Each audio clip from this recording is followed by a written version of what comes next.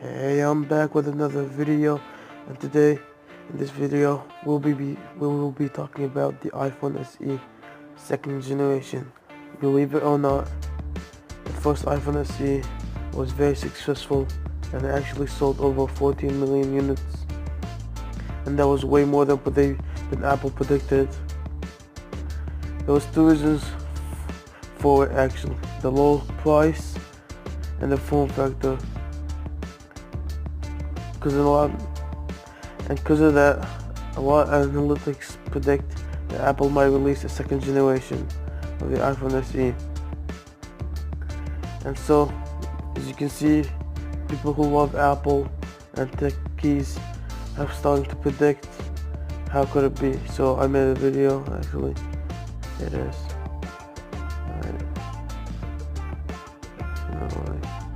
Alright, so here's how the iPhone SE would look like.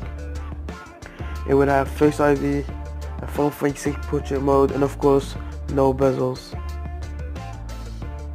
Pause it quick, I go back. That wasn't enough time for you guys to see it. So, why would I do that? I see in the picture, it will have dual cameras because that'll make the phone very expensive. Because a lot of people who love small phones, and Apple want to cater to the many iPhone users, and a lot of them still use the iPhone 5S, that's what they're using the iPhone S5. That's why they use the iPhone SE for the iPhone 5S body, and it was mostly to save some money. So I don't think it'll have enough space for the notch. So instead of having a notch, we'll just make a full bar to cater to those people who didn't love the notch. Maybe include a headphone jack to cater to those people, but I hope they wouldn't, because I actually love if the features has no headphone jacks, because I'll make it easier on manufacturers to do that. So what's my prediction? Here's what I want to happen, but if they do that, the iPhone will be very expensive. In fact,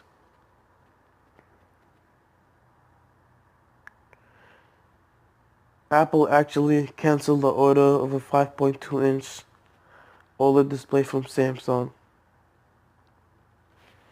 5.2-inch, that's pretty weird. So they were predicting to make a smaller iPhone X, but then they canceled it. I did some calculations and we used the Pythagorean theorem. I used the width and the height, and I got to this conclusion. It was 5.39 inches. Ironically, the notch is about 0.2 inches tall, which means the phone was going to be 5.2 inch of OLED in the iPhone SE body, and they canceled the 5.2 inch displays from OLED. So I'm thinking that they were gonna make the screen OLED, but then decided it'll be too expensive because Samsung is charging double of their LCD display. Yeah, I'm gonna play this video for you guys so you can be entertained. So what they did is cancel the order, and they're trying to make it LCD, and that would make it cheaper. So I'm predicting that Apple will release two iPhone SEs, maybe an iPhone X SE, or iPhone SE Plus, or Pro maybe. I don't know what they will call it, but they're probably going to release an iPhone SE in March with a second generation fingerprint scanner. This video go first. As you can see, we could have an iPhone X body, but it would definitely have a better camera. And then scroll down so you can guys see. So what could we include? So it can have a better camera, 4K at 60 frames per second, 2 GB of RAM instead of 1, second generation Touch ID, and of course the same body, aluminum body, 4-inch, and the A11 Fusion, which will make it a lot faster than most phones.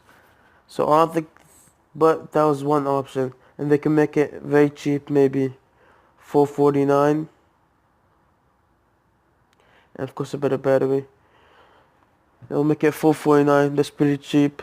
A lot of consumers can buy that, and they can create a second generation since they're releasing that in probably March or WWDC.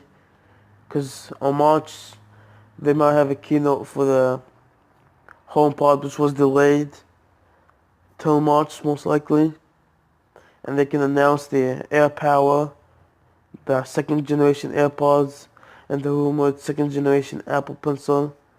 And maybe in November, not September, November, they release the new iPads with no bezels, the iPad Pro with no bezels, maybe an improved iPad Pro with A11X Fusion chip, and release the bezel-less iPhone SE, the one we just talked about, and make it cost $650. Because I think the iPhones, the next iPhones, the iPhone 2018 or whatever they can call it, the starting price is probably going to be expensive. Most likely, I predict it's going to start at $799, and the bigger one is going to be $849. So it's going to be hard for them. And remove the iPhone X completely from the list. So they're going to have a smaller device, cheaper iPhone SE. Instead of having the old design, the outdated design. Instead of having the outdated design they had for 4 years now, they have a new design, the iPhone SE.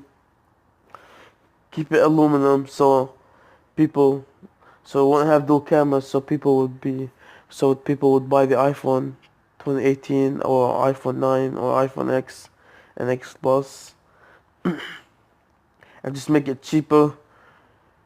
Same camera, 4K at 60 frames per second, A12 or A11 Fusion chip, fast charging, no wireless charging, just fast charging, no dual speakers, no headphone jack of course. Faster is gonna Face ID is gonna have portrait mode with Face ID, and give the consumers what they want. So let me go back to this picture right here. So here's what conclusion was. Make end of the year, make 3 devices. Release the iPhone SE X in November. Release the iPhone SE second generation, the one that is gonna have an improved camera, fast charging, second generation Touch ID, 2 GB of RAM. In March or WWDC. So the Chinese market is most likely gonna buy this iPhone SE because it's cheaper. They're gonna buy it. It's very cheap, very capable, very powerful. And this iPhone SE on the picture have all the exclusive features, and it caters to the mid-range because of iPhone X, people mid-range is considered now $500 to $600, and this would cater to the mid-range price.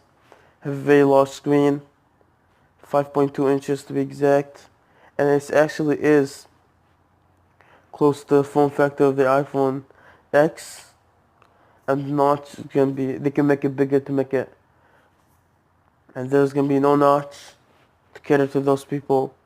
No headphone jack of course, dual speakers, better camera, 2 GB of RAM, maybe 2.5 if they're generous, the A12 chip, and then the iPhone X will have 3 GB of RAM with the same chip, and the iPhone X Plus will have 4 GB of RAM. So each one would be more powerful. It would put 1080p, 1080p display. The iPhone X would keep its same display, but it's OLED, and the iPhone X Plus would go 1440p with OLED. This would be perfect. Now Android users can't complain that Apple has a bad display all the time. Thank you guys for watching. Don't forget to like, comment, and subscribe. I think